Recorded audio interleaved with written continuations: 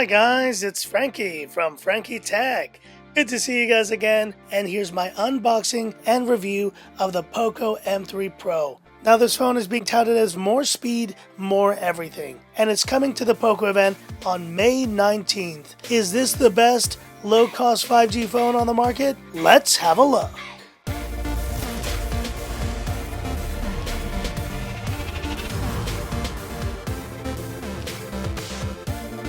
So let's go down the laundry list: design, display, performance, quick audio test, sharing my camera samples. But before we get started, let's have a look at the unboxing.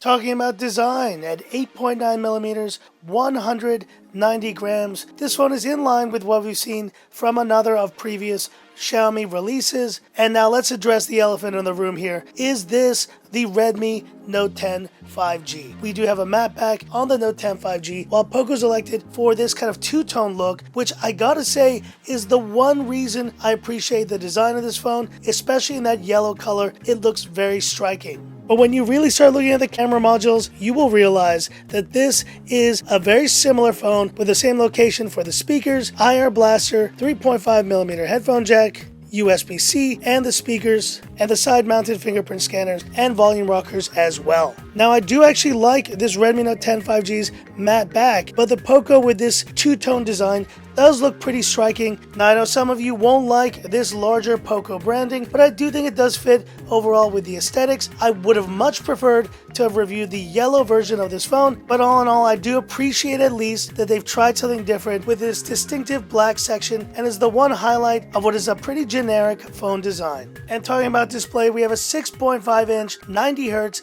LCD display on this POCO M3 Pro. Now I would have loved to have seen 120Hz, but at the very least you're getting 90Hz with this POCO M3 Pro. And I have noticed that the M3 Pro's display is a little bit brighter than the Redmi Note 10 5G's, but one issue both of these phones have, guys, is that they're just a little bit washed out. The displays are not as vibrant on saturated mode, and you can barely notice when you go from auto to saturated. It's not my favorite display on a POCO device. I think you get a far better display on the POCO X3 Pro or even the POCO X3 NFC. But despite that, you have pretty small bezels, top and bottom, the chin is manageable, and you see you have a slightly larger ring around the punch hole, but you still have a pretty decent immersive viewing experience on this POCO M3 Pro. And in DRMInfo, there you see it, L1 security level, and that means it's an L1 party on Frankie Tech. And talking about performance, we have the same Dimensity 700, which is a 5G chipset similar to the Redmi Note 10 5G, but with one big difference. And there you see it, 6 gigs of RAM is what you get on this M3 Pro, and I think that is a very good move here. And generally I've experienced less lag on this POCO M3 Pro versus the Redmi Note 10 5G. And gaming on this phone will be decent if you're playing at medium settings in games like Genshin Impact or PUBG, but of course it's going to be more of a casual gaming device compared to a flagship phone. And in terms of software, we see MIUI 12.0.5, and this phone should get MIUI 12.5 in the future. Now what I'm more excited about though is seeing what POCO does with their UI. And if we do start seeing POCO UI and as a new, more distinct design language from MIUI, I think it will be a positive thing. But essentially right now you're getting MIUI 12 with a few additional wallpapers and the POCO launcher. And talking about battery, we have a 5000 mAh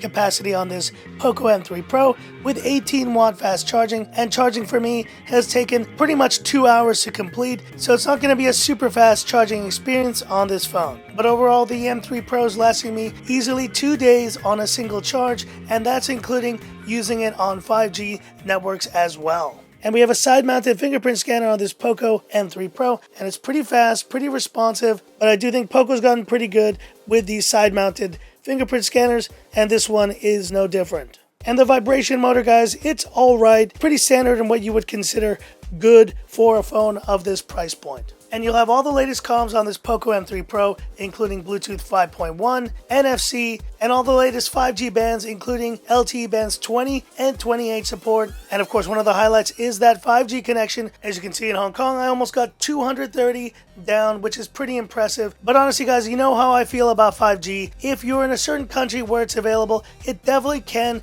lead to great improvements, but I don't think it's a necessity still. But if you do value 5G, this POCO M3 Pro is delivering one of the lowest cost 5G options on the market. And here we go with the audio speaker test on the POCO M3 Pro.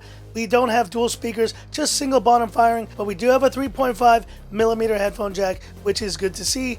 Let's have a listen.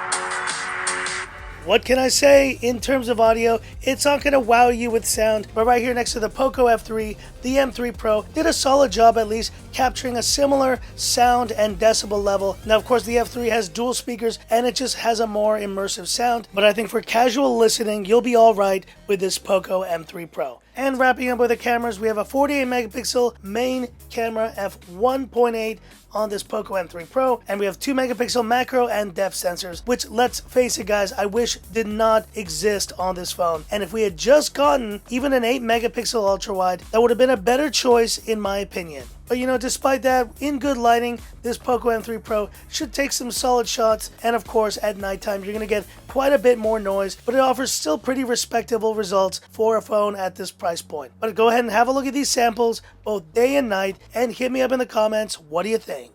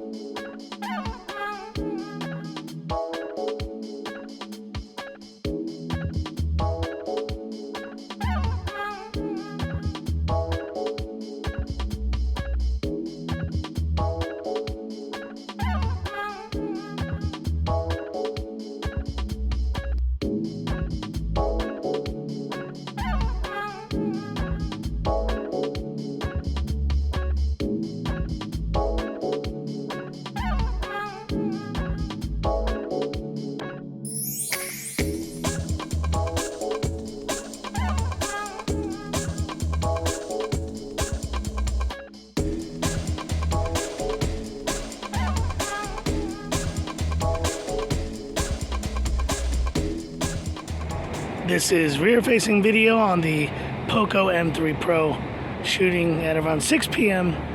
the beautiful Harbor North section of Hong Kong. Looks pretty good, but you know, at this time you're probably going to see a little bit of shaking. But hit me up in the comments, what do you think? And this is front-facing video on the POCO M3 Pro, and shooting in 1080p 30. I'm just gonna say, guys, the cameras on this phone aren't very good. They're okay, but you know, I think a big miss was not including the ultra wide. But you know, at least it's 1080p, just like every other Xiaomi phone on the front. But listen to the mics, hear how they sound, and hit me up in the comments, what do you think? But what about those Antutu scores? Well, let me share with you now my mini Antutu throttling test of this POCO M3 Pro. We're going to go ahead and test it 2 times here on Antutu and see how it does overall in this test. And so here we go, folks. I got Antutu and the CPU monitor opened up, ready to go. And of course, measuring the external temp with the thermometer. Let's get started.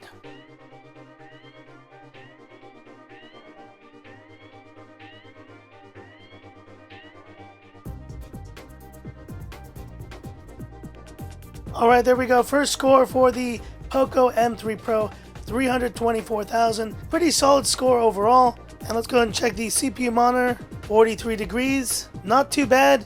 And the external temp is 37.8. Let's go to test number 2 on this phone.